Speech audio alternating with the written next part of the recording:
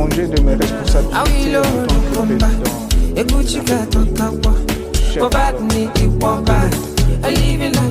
effet inédit dans notre pays en près de 60 ans.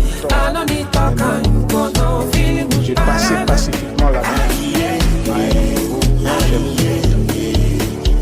Depuis lors, je m'étais imposé un strict devoir des réserves, y compris quand j'ai fait l'objet, directement ou par mes proches interposés, de provocations, de déni de droit, d'humiliation, d'imputations dommageables et d'autres multiples atteintes à ma dignité.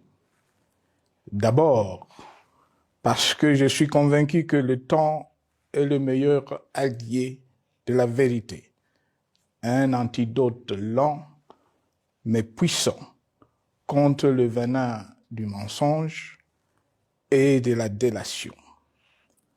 Mais aussi et surtout parce qu'agir autrement aurait fait le jeu de ceux qui, par cette campagne odieuse, cherchaient à détourner l'attention de notre peuple de leur incapacité, aujourd'hui avérée, à répondre à ses attentes et aspirations.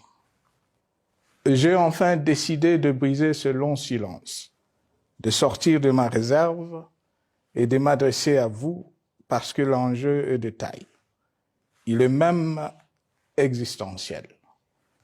Non pas pour ma famille politique ou biologique, moins encore pour ma modeste personne, mais plutôt pour la nation congolaise et pour l'avenir de notre cher et beau pays.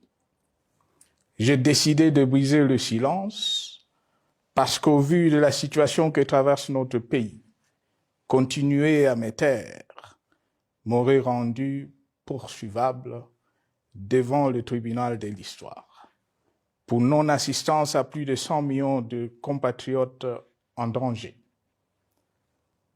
Je saisis cette opportunité pour partager avec vous mes réflexions et participer ainsi à la recherche de la solution à la crise que traverse notre pays, la République démocratique du Congo, terre de nos ancêtres, car il est gravement malade et son pronostic vital engagé.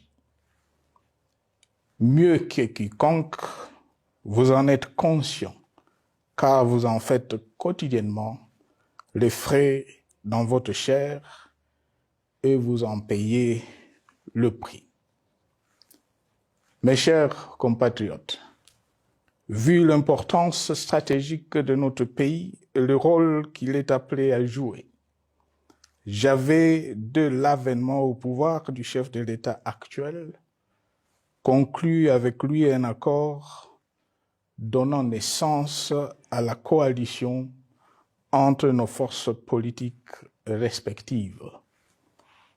À propos de cet accord, beaucoup de contre-vérités ont été dites, y compris, fort malheureusement, par celui qui est censé connaître la vérité, parce qu'en étant l'un de deux principaux signataires.